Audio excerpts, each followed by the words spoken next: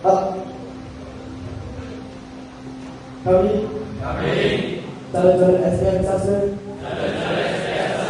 Batch Teknik 2026 berdiri di sini dengan satu tekad dan satu tujuan.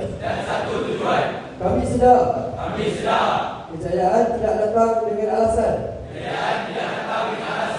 tetapi dengan usaha, disiplin dan pengorbanan. Hari ini kami berjanji kepada diri kami sendiri di hadapan ibu bapa dan guru yang kami sayangi untuk tidak lagi bermain-main dengan masa dan tidak mengkhianati potensi yang ada dalam diri.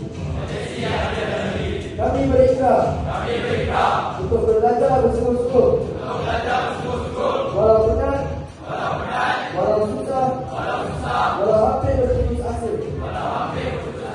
Kerana kami tahu SPM bukan penamaan hidup,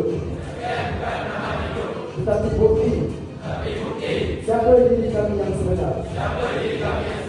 Kami tidak memilih jalan mudah. Kami memilih jalan yang membentuk kami menjadi kuat. Kami percaya setiap usaha hari ini akan menjadi kebanggaan pada suatu hari nanti.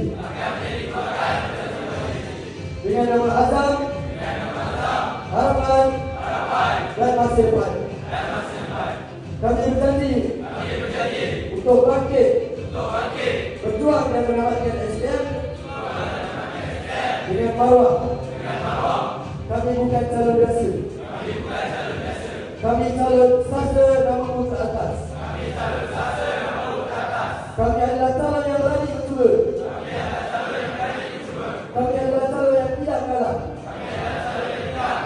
Inilah janji kami. Inilah perjuangan kami. Inilah SPM kami.